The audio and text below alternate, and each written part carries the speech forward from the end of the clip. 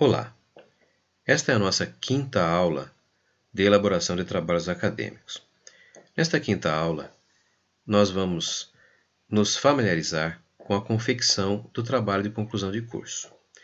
Agora que você já aprendeu como utilizar o Microsoft Word para fazer os trabalhos acadêmicos, podemos então estruturar aquilo que você já conhece, aquilo que você já sabe e fez comigo nas aulas anteriores, a fim de que possamos obter uma formatação adequada para o trabalho de conclusão de curso.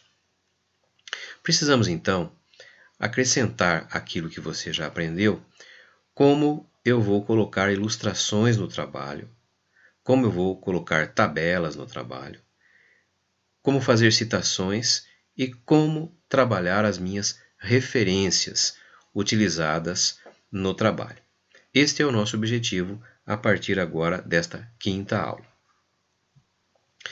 É preciso salientar que o trabalho de conclusão de curso é sempre tido pelo aluno como um processo complicado, um processo trabalhoso.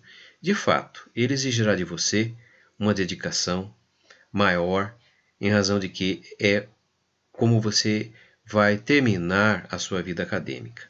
Você vai apresentar esse trabalho para uma banca e a banca vai estabelecer um critério de avaliação para o seu trabalho de conclusão de curso. Porém, eu preciso que você se sinta seguro, se sinta confiante para fazer o TCC.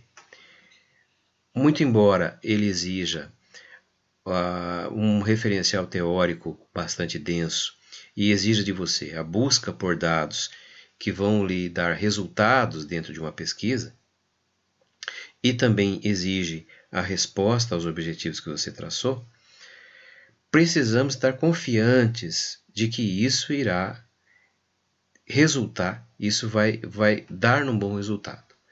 Então eu tenho certeza que você conseguirá fazer o trabalho de conclusão de curso com um esforço concentrado, e você tem para isso um orientador que pode trabalhar junto com você a fim de você conseguir chegar ao seu objetivo. Como sempre foi nas outras aulas, nesta quinta aula utilizaremos as normas da ABNT.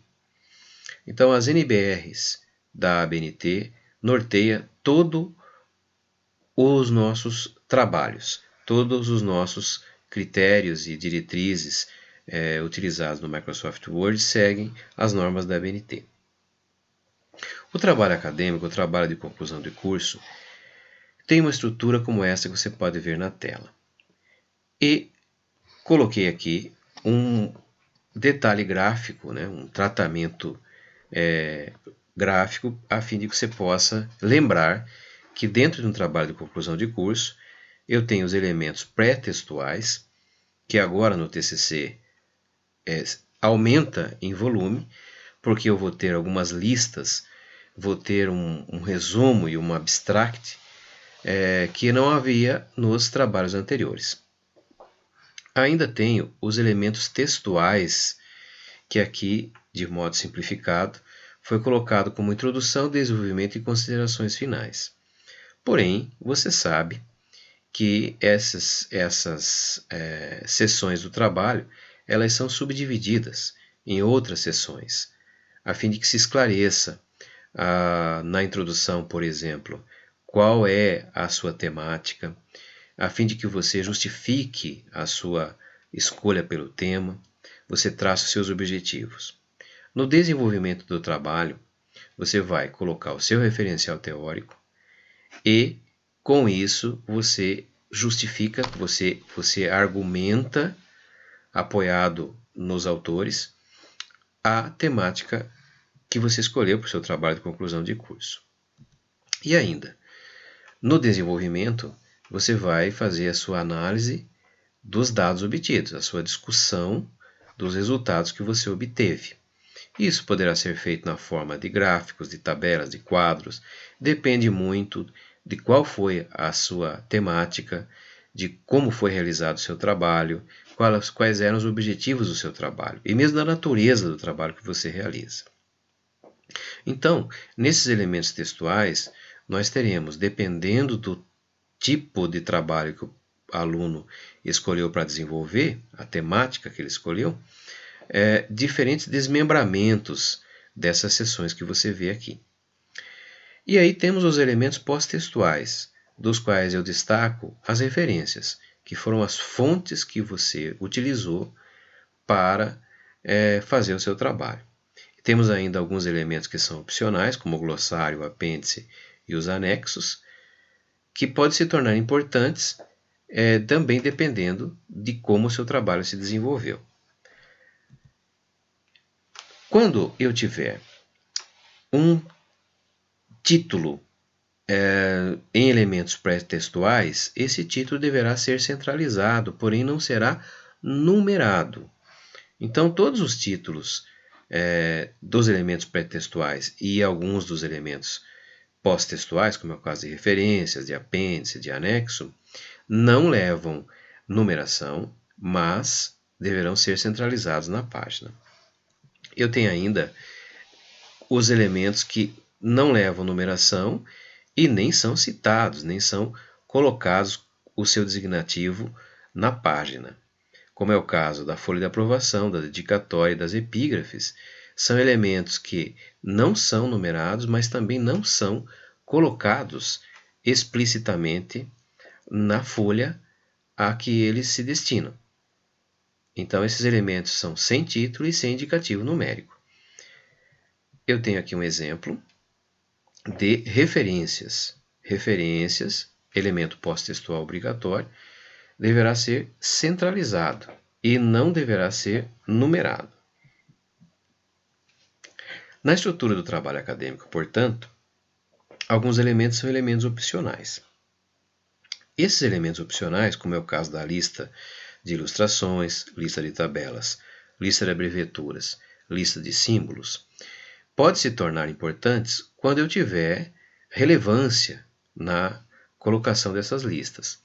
A discussão com o seu orientador, a conversa com o seu orientador, pode esclarecer a necessidade de se colocar essas listas no trabalho, como também a necessidade de apêndices e de anexos.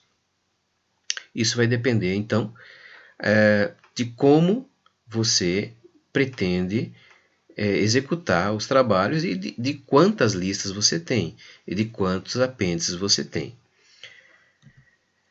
Quando se tratar de ilustrações, essa ilustração levará no seu topo, na sua parte superior, a designação de que ilustração se trata. Então, qualquer que seja o tipo de ilustração, você vai identificá-la na parte superior deste elemento, sendo sempre precedida pela palavra que designa o elemento. Então, trata-se de uma tabela, você vai colocar tabela. Trata-se de um quadro, de um mapa, de uma fotografia, de um fluxograma, de um gráfico. Então, esses designativos vão sempre em cima, no topo, na parte superior das ilustrações. E aí você vai numerar essa ilustração de acordo com uma sequência numérica em algarismos arábicos. Por exemplo, se você tem 3 fotografias, você vai colocar fotografia 1, fotografia 2, fotografia 3. E esses elementos devem estar tão próximos do texto que faz referência a elas o quanto possível. Na diagramação do trabalho, você vai deixar esses elementos tão próximos do texto quanto possível. Quando se tratar de tabelas, e mesmo quando se tratar de qualquer tipo de ilustração, você deve colocar a fonte deste elemento, mesmo que a fonte seja você mesmo. Você é o autor daquela fotografia, é o autor daquela tabela. E aí, na fonte, que deverá ser colocada abaixo do elemento, no tamanho da fonte ela deverá ser menor do que as utilizadas no texto normal. Recomendo-se que você utilize fonte no tamanho 10 para a designação da fonte utilizada ou da fonte daquela ilustração. Então, se você foi mesmo o que fez a fotografia, você vai colocar fonte ou autor. E se o elemento que você coloca é obtido de uma outra fonte, como é o caso, por exemplo, de uma ilustração obtida de um livro, de um quadro obtido de um outro livro, você vai colocar essa referência, portanto. Quando estivermos trabalhando no Microsoft Word, isso vai se tornar mais evidente. Quando se tratar de tabela, a formatação, a apresentação das tabelas seguirá as normas do IBGE. Então, a ABNT diz que para a padronização das tabelas se segue o que recomenda o IBGE. O IBGE tem um manual, como você vê aqui, que é o Manual de Normas de Apresentação Tabular. Esse manual explica como você deverá colocar uma tabela no Microsoft Word. Aqui você tem um exemplo de uma tabela simples e você deve sempre seguir as orientações do seu orientador, seguir as diretrizes do seu orientador. Lembrando que o orientador do TCC não vai fazer o trabalho para o aluno. Ele é um porto seguro, ele é um ponto de referência ao qual o aluno se reporta, a fim de que possa tornar as suas ideias coerentes, as suas ideias consequentes, e o trabalho de conclusão de curso, portanto, depende da interveniência de um orientador. O orientador deve ser respeitado e seguido nas suas diretrizes, a fim de que se possa concatenar, a fim de que se possa ter coerência do tema escolhido com os objetivos propostos e com o obtido, né, os dados obtidos em campo. A NBR 10.520 estabelece regras para citações. A citação em documentos, em trabalhos de conclusão de curso, podem ser citações diretas, aquela que é uma transcrição textual da parte da obra do autor consultado, onde você vai, literalmente, reescrever o que o autor já tenha dito sobre o assunto. As citações diretas ainda podem ser de dois tipos. A citação direta curta, aquela que vai até 3 linhas de um texto normal. Essa citação curta poderá ser feita no corpo do texto, mas sempre com aspas, a fim de destacar do texto normal aquilo que foi dito pelo autor. Nós temos ainda as citações diretas longas, aquelas que ultrapassam 3 linhas. Neste caso, nós vamos recuar 4 centímetros da margem, separar a citação do texto, escrevendo inclusive em fonte de tamanho 10 e delimitando o espaçamento entre linhas como um espaçamento simples. Vamos demonstrar isso logo que possamos trabalhar no Microsoft Word. A citação é dita indireta quando, da ideia obtida do autor, se reconstruiu uma frase. Nós dizemos que isso é uma paráfrase. Então, é um texto, a citação indireta, é um texto baseado na obra do autor consultado, porém reescrito pelo aluno, reescrito pelo autor do trabalho. Toda vez que fizermos uma citação, é preciso referenciá-la, a fim de que o leitor, o avaliador do trabalho, possa reportar-se àquele autor citado, a fim de conferir a informação fornecida no trabalho. Estas referências é tema dessa nossa quinta aula e nós pretendemos que você consiga fazer essas referências da forma mais adequada possível. Aqui você vê, extraído de uma normatização da ABNT, algumas regras gerais de apresentação, como por exemplo, no caso das citações diretas ou indiretas. Você vê aqui num primeiro exemplo uma citação indireta, em que o autor do trabalho referencia de onde foi obtida a informação desta forma que você vê aqui.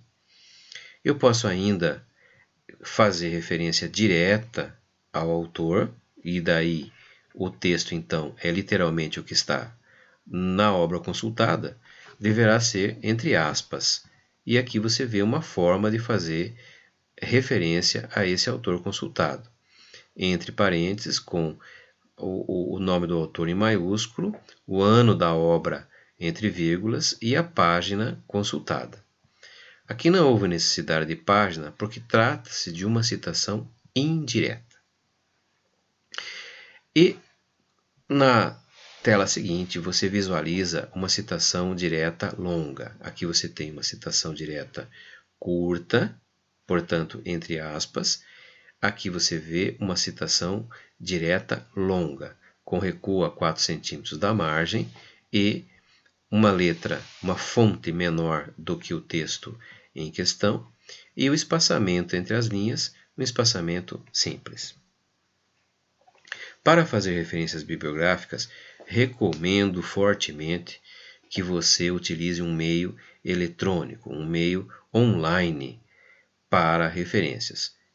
Faço aqui menção ao MORE, que é o Mecanismo Online para Referências desenvolvido pela Universidade Federal de Santa Catarina e que indubitavelmente facilita bastante a vida do pesquisador. Então, aqui você vê uma interface do Mecanismo Online para Referências da Universidade Federal de Santa Catarina, conhecido como MORE. E neste software você pode cadastrar-se gratuitamente, como eu mesmo já me cadastrei. Você pode ver aqui o meu cadastro, né, a minha aderência ao programa, e nele você vai trabalhar as suas referências do seu trabalho. Isso facilita bastante a vida de todo mundo, de modo que as normas seguidas pelo MORE são as normas da ABNT, recomendo fortemente. Outro software que pode te ajudar é o Mendeley. O Mendeley é um software para referência bibliográfica que possui inclusive um complemento que pode ser adicionado ao Word. Então você pode utilizar o Mendeley diretamente dentro do Word. Talvez o único inconveniente do Mendeley seja que ele é fornecido em inglês. E isso pode, para aqueles alunos que não têm intimidade com a língua inglesa, dificultar um pouquinho a utilização. Porém, recomendo que você teste o Mendeley, porque é um excelente mecanismo de referência bibliográfica. E ele pode trabalhar, inclusive, dentro das normas da ABNT também. Quando falarmos de tabela, é preciso, antes de mais nada, estabelecer alguns conceitos importantes acerca de tabelas.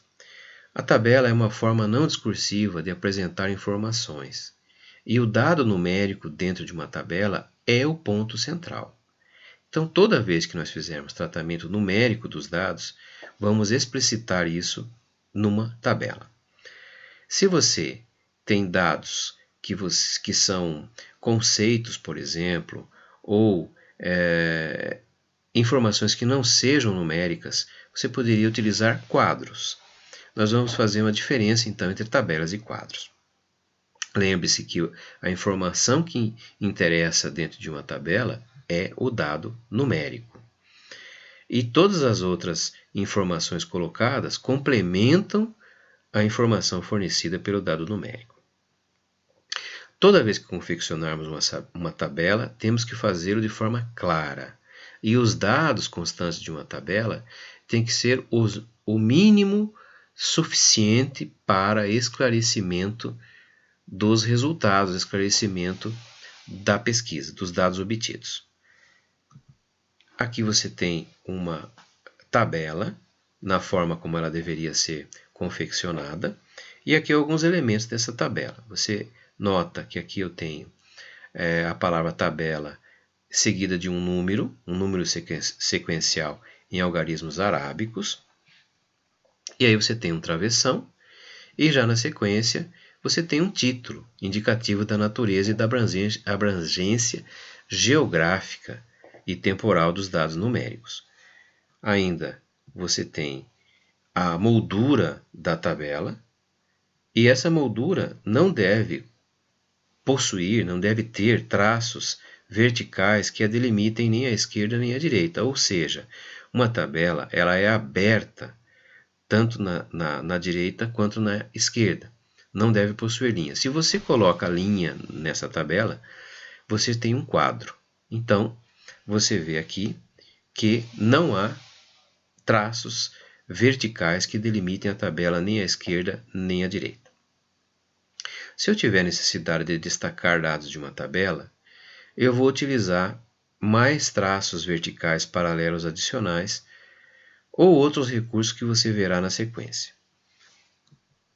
Aqui você vê linhas verticais que estabelecem o limite das colunas de uma tabela. Então aqui colocamos como exemplo a coluna 1, coluna 2, coluna 3 e coluna 4, que vai ser o título dos meus dados, que vão estar aqui na linha 1, linha 2, linha 3.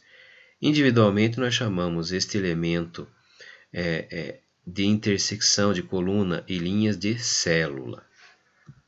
Então, aqui você vê a estrutura da tabela.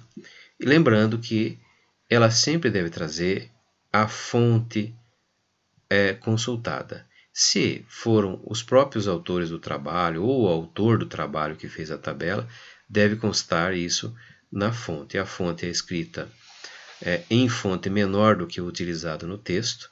Nós recomendamos que você use aqui fonte no tamanho 10.